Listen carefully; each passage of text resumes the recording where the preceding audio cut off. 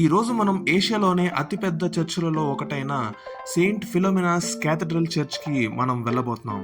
ఇది మైసూర్లో one of the best tourist place అన్నమాట మనం విజిట్ చేయడానికి.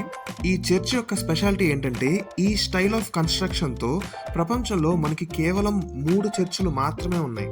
అందులో ఒకటి జర్మనీలో ఉంటే రెండోది న్యూయార్క్ సిటీలో ఉందన్నమాట. అండ్ మూడోది మన మైసూర్ సిటీలో ఉంది.